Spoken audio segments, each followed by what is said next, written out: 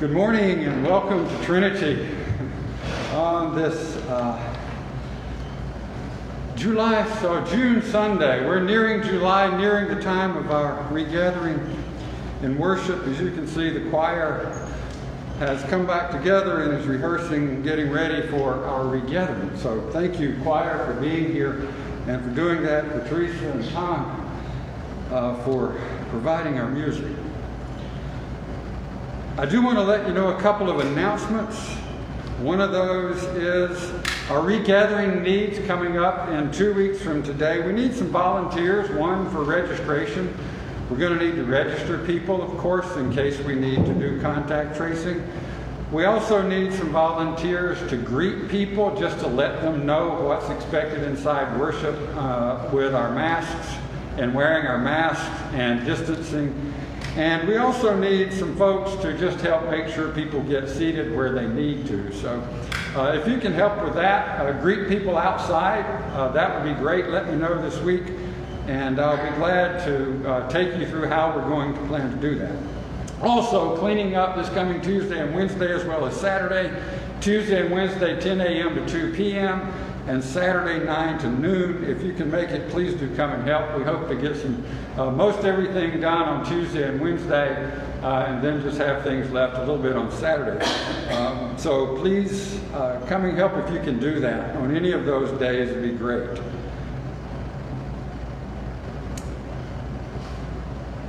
I also want you to know that no matter who you are, no matter where you are on life's journey, no matter who you love or how you identify, we welcome you into the full life and ministry of this loving congregation.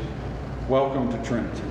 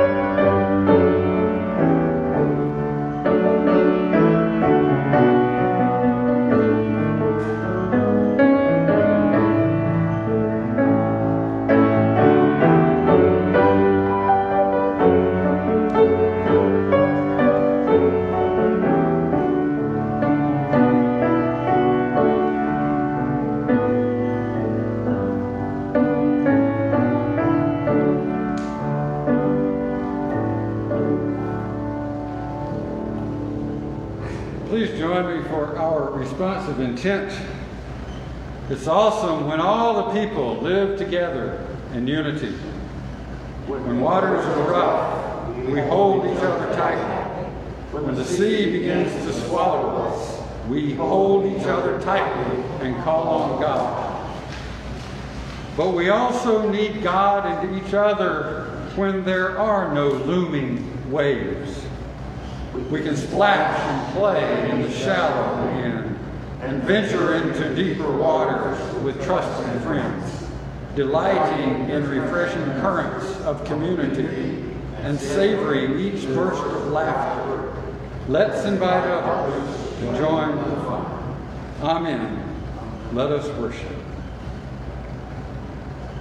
For our morning prayer time, I want to remind you, I'll give you some celebrations, and then I want to just remind you of some particular prayer requests this coming week before the prayer. We are celebrating birthdays in June. Joanna has a birthday on the 22nd. Kim and Bob are celebrating an anniversary on the 23rd. And thanks to Bob for taking care of our camera every Sunday. He is out of town this week, so yours truly is trying to manage that, so please bear with us. If the camera suddenly starts looking at the ceiling, just stay with us. It'll be okay. Robin Champion has a birthday on the 26th, and Mark and Debbie are celebrating an anniversary on the 30th. If you know of others, or if you yourself or people in your family have anniversaries and birthdays that are not on our list, please let us know, and we will make sure we cover that during our celebration time on Sunday morning. A couple of concerns this week. One is the family of Sonny Allen. Sonny was a brother-in-law to Bobby and Elsie Bonds. Please remember Sonny's family in your prayers, as he died this past week, and his funeral service was on Thursday. Also, we still remember the family of Margot, Debbie, Lazaro's sister, and also are mindful that this coming Thursday, Debbie and Pat return to Duke for CAT scan blood work, and also then a meeting with their doctor, with Pat's doctor. So please remember them in your prayers. The doctor will have the results of that scan and blood work when he meets with them. So please keep them in prayer this whole week as they prepare for that coming up on Thursday. We continue to remember the family of Ron Milford, Trish Wynn's dad. And I texted with Zach Laudersdorf yesterday, and Zach let me know that a memorial service is planned for Bailey for August 21st, and that's going to be at 3 p.m. at Brookhaven United Methodist Church. It's outside Atlanta in Brookhaven, and I'll print some addresses up for you in our emails coming out this week, so you'll know where that is and when it is. And I do hope to be able to attend that, and if others want to ride along, I welcome your presence. So you can let me know about that as well.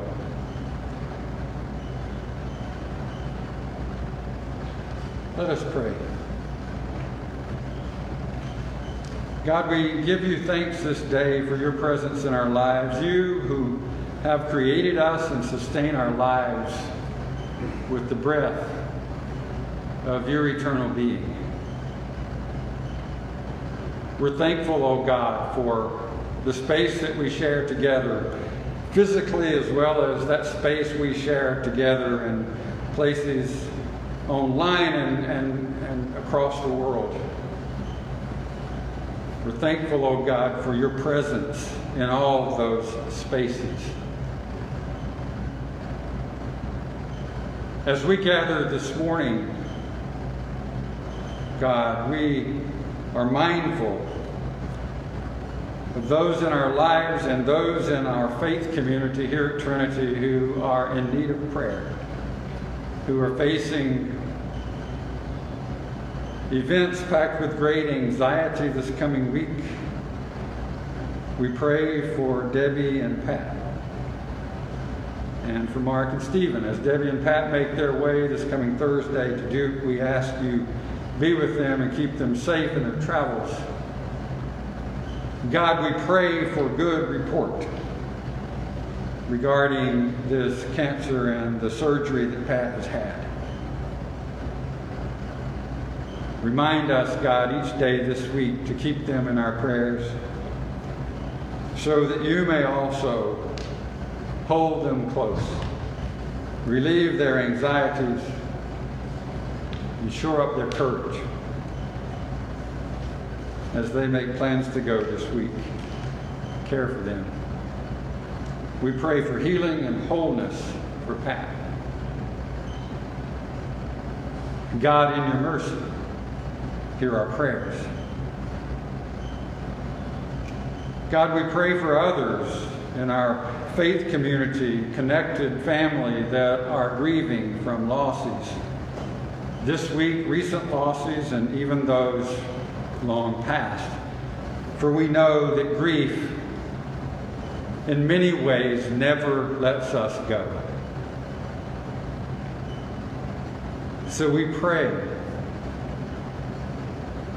for Sonny's family, for Bobby and Elsie. We pray for Debbie and her family and all who knew Margot. We pray for Ron Milford's family, Trish and her family. And we continue to pray for Zach. We give thanks for all these lives over which we grieve. And we ask God you care for those who are left behind to grieve for them. For those who are grieving, God, in your mercy, hear our prayers.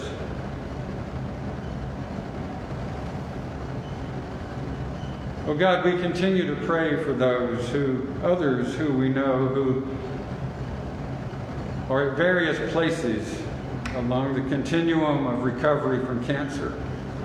We pray for my brother-in-law David, having completed 40 radiation treatments this past week. We pray for Teresa's Uncle Ron. We pray for Lisa. And we pray for Pat and others who we know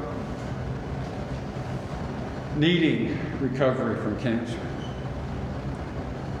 Care for them, bring healing, O God, as these treatments take their toll. Keep their spirits high and good. God, in your mercy, hear our prayers. Lord, we pray for others who are suffering the trauma from automobile accidents. We remember Audrey, the mother of one of Kathy's friends who was hit head-on by a drunk driver, and who now, with many broken bones, struggles to recover. We pray, God, you who have knit us together in our mother's wombs, who have so fearfully and wonderfully made us in our created bodies, that you give to her the gift of that mending of bone and muscle and sinew. Care for her and hold her in the arms of your healing. God, in your mercy, hear our prayers for those who are broken physically in many ways. God, in your mercy, hear our prayers. God, hear our prayers for those who are also broken in ways that we don't see, that are held underneath the surface. Because in the roles in which we find ourselves in society, there are some illnesses that we recognize and some that we don't. Some that we provide funding for health care for, and others that we don't. God, we pray you would help us as a society to move toward recognizing mental illness as just that, an illness that needs to be treated. Be with those, oh God, who suffer daily from mental health conditions and illnesses. And be with us, others, oh God, who sometimes don't have patience with them. God, help us to look inside ourselves and become more educated about those issues, about those illnesses, and treat them as such. God, in your mercy, hear our prayers for those who struggle daily with mental illness.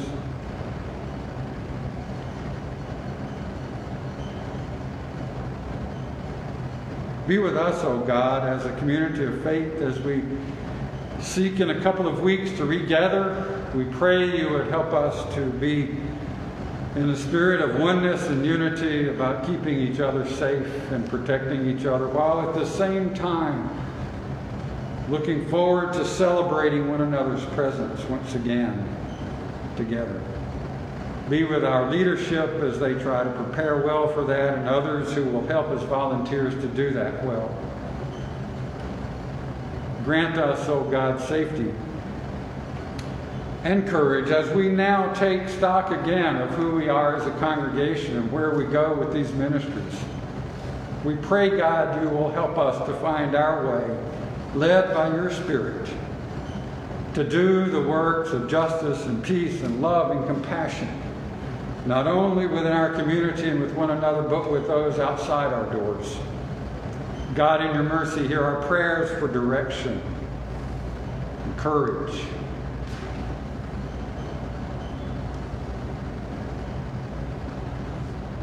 We also, oh God, come celebrating those who celebrate among us, birthdays and anniversaries.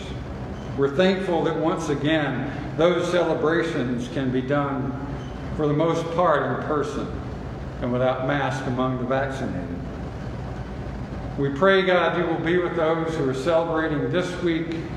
May they also reflect on their lives and appreciate the beauty in their lives and what's given them life. God, in your mercy, hear our prayers for joy and celebration in our lives. And now, God, we pray that you will be with us and hear the prayers of our hearts, those spoken and unspoken. We pray you will be with those in our world who are suffering, and we pray for the alleviation of that suffering. God, in your mercy, hear our prayers. And hear us now as we pray as Christ has taught us to pray. Our Mother, Father, who art in heaven, hallowed be thy name. Thy kingdom come, thy will be done, on earth as it is in heaven. Give us this day our daily bread, and forgive us our debts, as we forgive our debtors. And lead us not into temptation, but deliver us from evil. For thine is the kingdom, the power, and the glory forever. Amen.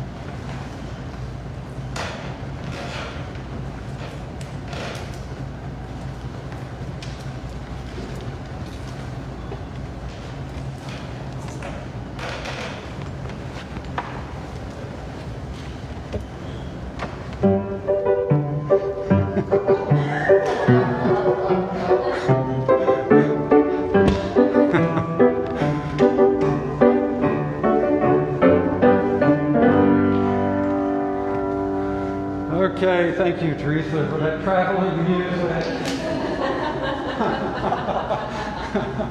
As we move the camera around. Oh, that's when you really miss the person who normally does it. Hear this reading from the Gospels, the Gospel of Mark, Mark 4, verses 35 through 41.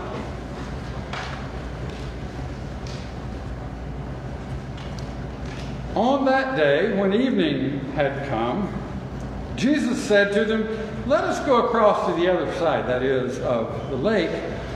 And leaving the crowd behind, they took him with them in the boat, just as he was. Other boats were with him. A great windstorm arose, and the waves beat into the boat, so that the boat was already being swamped with water. But he being Jesus, was in the stern, asleep on the cushion. And they woke him up and said to him, "Teacher, do you not care that we're perishing here?" And he woke up and he rebuked the wind and said to the sea, "Peace, be still." And the wind ceased. There was dead calm. And he said to them, "Why are you afraid? Have you still no faith?" And they were filled with great awe and said to one another, "Who is this then, that even the sea and wind obey him?" This is the word of God. Thanks be to God. So one of the questions I've been playing with this week with this passage of Scripture is, do you enjoy storms? Yeah? Yeah. I guess your answer to that, like mine, likely depends on what kind of storm we're talking about. Right? When I say storms, what do you think of? Thunderstorms. My tomato plant's blowing over. Your tomato plant's blowing over. Being inside. Being inside. One of my best memories of my dad was on Father's Day. And by the way, happy Father's Day to all of you who take on to yourself that role. I suppose we could say, who's the oldest father here? Not me. Not Bobby. And not Bobby. I suspect so. One of the two of you at least. Happy Father's Day. As I've reflected on Father's Day in relation to this, one of my best memories of my dad was his appreciation, or really his love for thunderstorms, Jim. He enjoyed thunderstorms, and often one of the great things that we would do that I remember as a child and on up into my teenage years when I was home is we would sit outside on the front porch when it stormed in the late evening, particularly in the summertime. We would just sit out there, and with no artificial lights around and the lights in the house off, the lightning was magnificent. The thunder roared. And we were magnificently safe right next door to inside of our house if we needed to be, not out on a boat. Though I have been on boats when it stormed too. It isn't nearly as much fun. The cooling from the summer heat by the storm was a refreshing experience for us. My dad also loved snowstorms. Do you love snowstorms? Not if you're from the north, right? If you're from the south, though, you love snowstorms too. As long as I don't have to go. The snowstorm in the south at least, it used to at least have a way, not so much anymore because we put slag on the road ahead of time now. But as I was growing up, the snowstorm in the south meant you slowed down and you stayed at home and you were all together, which was a good thing. And you made snow cream. And you made snow cream. That's right, Bubba. I guess it depends on your relationship to whatever kind of storm it is, that you love it or maybe you don't love it. If you're a line person or some other worker in an energy delivery field, storms can wreak havoc on your life and keep you up all night long, working and worrying if you're the supervisor for crews going out to try to repair the damage from storms and get the electricity going again as well as the heat if it's in the winter. You know who is terrified of storms? Some dogs are terrified of storms.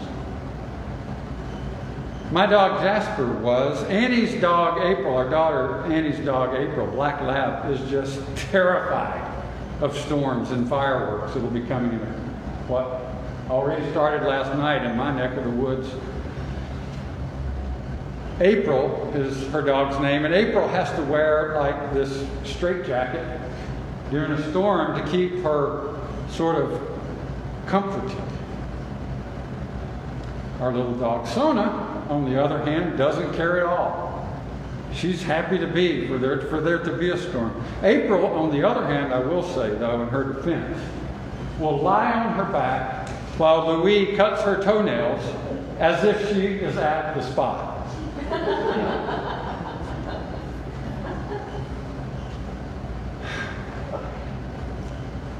Dogs, dads, and storms.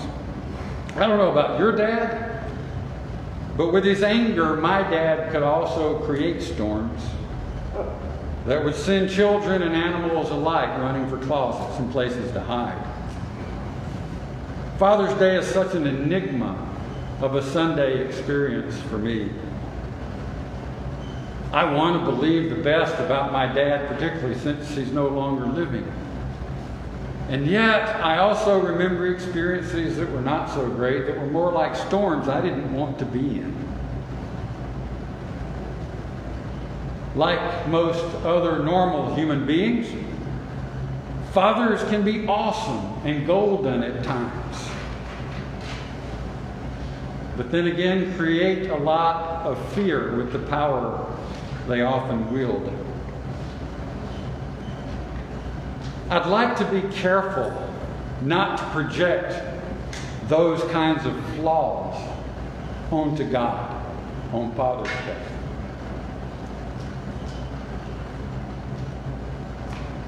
So one of the things I find interesting about this passage is that the disciples' questions of Jesus in the passage about the storm cast Jesus sort of in the role of an uncaring parent.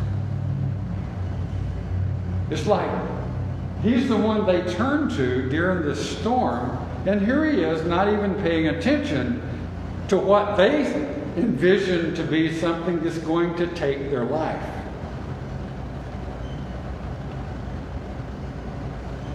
More specifically, they cast Jesus in the role of an uncaring father. So it causes me to wonder what it was like. I've wondered sometimes of my own father, what was it they expected of Jesus under these circumstances? He's a carpenter after all, not a sailor like they are. What could he do that they couldn't already do? Build a shelter on the boat? Were they waiting for Jesus to do the manly thing, to bone up? Which would have been what? To panic like they were all doing and go berserk in the face of their fear? It seems Jesus was unfazed by the storm. Maybe he had had experiences before and he knew that things would be okay. That's kind of the way I think of my dad and the way that he developed a love for storms is that he had experiences with storms, both snowstorms crossing the Smoky Mountains, a number of times, no doubt, in the snow, and also driving a Greyhound bus up and down the eastern United States. He saw all kinds of storms, drove through them, kept people safe during them. And I imagine Jesus to have that effect on the disciples as they wake him up. Jesus knew something maybe they didn't know, and that was things will be okay. But I do find myself wondering, why is it the disciples panic so in this storm? Because they'd been through storms too, as sailors on this same lake which was prone to storm. They knew storms too. Was there something different about this storm? Were the storms getting worse for them? And I suppose really what's happening with the disciples and Jesus in this passage is they felt forsaken by him. That he wasn't paying attention to what their needs were at the time. That he was sleeping through something that was very terrifying for them. Maybe the way the men in my family of origin would have felt on a Sunday afternoon had the women just not shown up to cook the meal or clean up the dishes in the kitchen afterwards. Or maybe the disciples felt like Jesus wasn't pulling his weight the way the women in my family often feel when one of their number, like my sister Jane, chooses to be with the men in the living room or outside on Sunday afternoon and not cooking and cleaning up in the kitchen.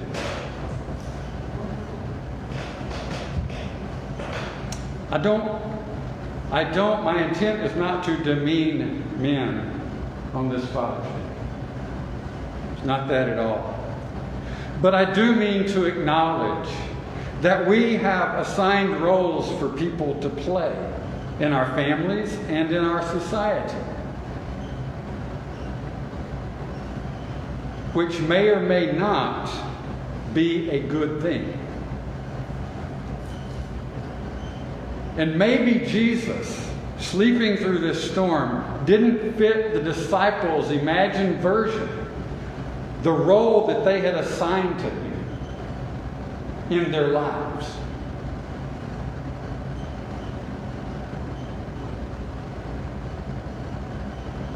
And I wonder, were the disciples more afraid during the storm or after it stopped? Because the scripture says they were afraid afterward too. Why? Because obviously the role they had given to Jesus, to just be one of them, to just help out like they needed him to do, to meet their needs as they perceived them, wasn't what Jesus was about necessarily. And after all, if he can still the storm, he can also create storm.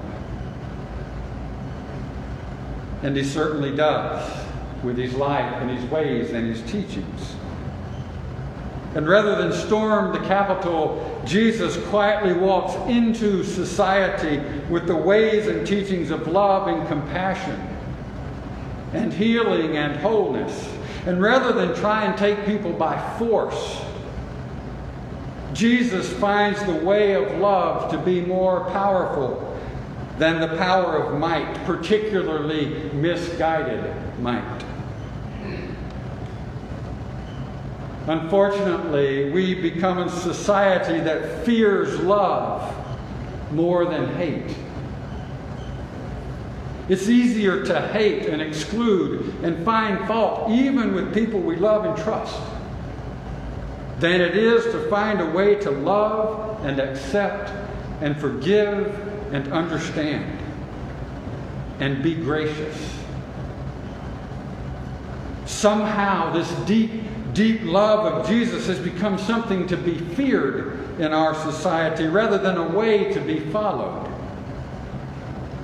And maybe that's because when this love Jesus is demonstrating becomes a way to be followed with our lives, with our thoughts, with our emotions, with our responses, with our reactions, with our votes,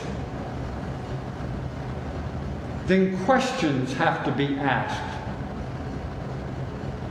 about the systems of hurt that we keep in place. And that will create a storm. Dan Hardy had a quote from Don Helder Kamara on his Facebook page this past week that said, "When I give food to the poor, people call me a saint. When I ask why the poor have no food, people call me a communist."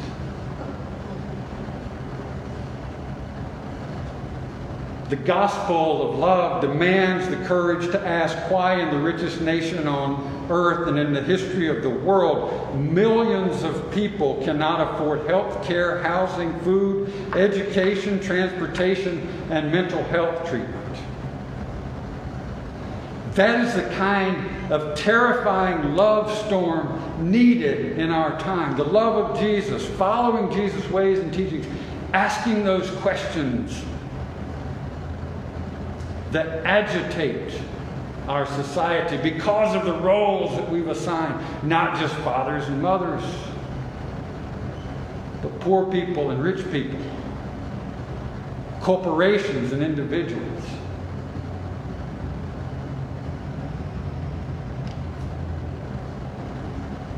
What will we do with that? What did the disciples do? To their credit, they take up this mantle of dismantling the systems of abuse and exclusion in the world, and they do it following the ways and teachings of Jesus. They do it following the ways and teachings of the one who slept through, calmed, and also created the necessary storms for change. So what about us? As we think about regathering in a few weeks, what are we willing to offer toward changing the systems in our lives and in our world by following the ways and teachings of Jesus? Maybe it's time we started asking, why is it necessary for our church and many other churches in this community like ours to offer free meals on such a regular basis to people who cannot afford food or housing? Why is that necessary? Maybe it's time we start asking, why are people in our community homeless and hungry? Why is this the way things are? Let us have the courage, as those disciples did, even the ones in the boat. Because after all, they did trust Jesus. He says, do you still have no faith? But the fact that they knew he could do something about this storm, and they wake him up, is the first act of faith. And that's trusting in who he is.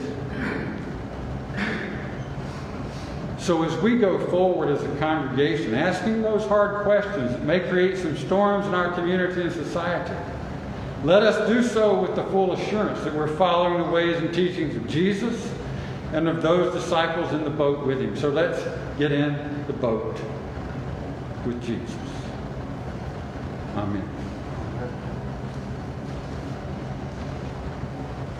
Once again, I give thanks for your presence in my life and in the life of this congregation. I give thanks for the gifts you've given already. For those you will give, I invite you to give your offerings now. If you're watching online, you can go to paypal.me/comachurch. donate on our website. You may mail in your offerings. You can also set it up for automatic draft to happen every week or month. Our offerings will now be received.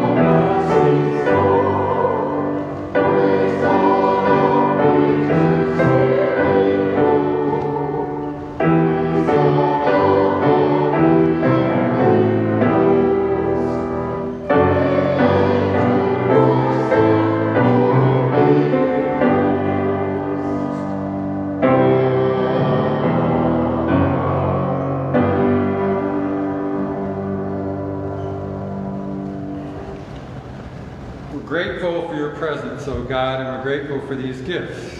We ask your blessings on those who have given. We ask that those gifts become for people the bread of life, housing, questions about why in our community and in our society. May they become the words that embody the gospel of Jesus Christ in this world through this community of faith. And in the name of Christ we pray. Amen. Amen.